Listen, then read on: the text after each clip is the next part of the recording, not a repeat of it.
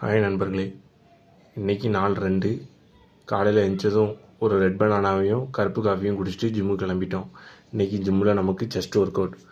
First start with டிப்ஸில் எப்போவுமே நான் 3 செட்டுமே ஃபெயிலியர் கவுண்ட் வர போடுவேன்.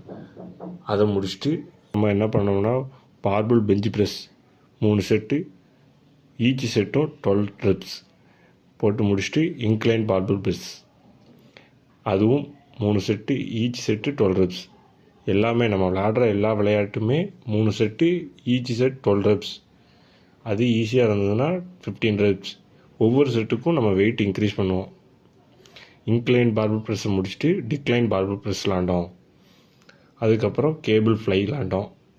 கேபிள் ஃப்ளைலையும் சேம் தான், பட் ஆனால் பெஞ்ச் ப்ரெஸ்ஸில் போன மாதிரி வெயிட் போகாது. ஸோ கம்மியாகவே வச்சு கண்ட்ரோலாக விளாண்டாச்சு.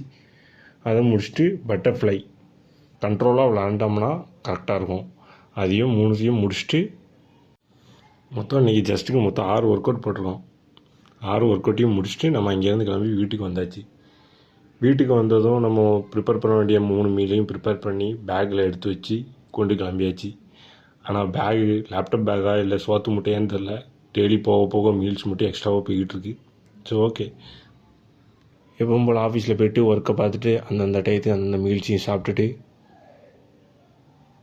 இப்போது ஆஃபீஸ்லேருந்து கிளம்பி வீட்டுக்கு வந்துட்டோம். நானும் வீட்டுக்கு வந்துட்டேன்.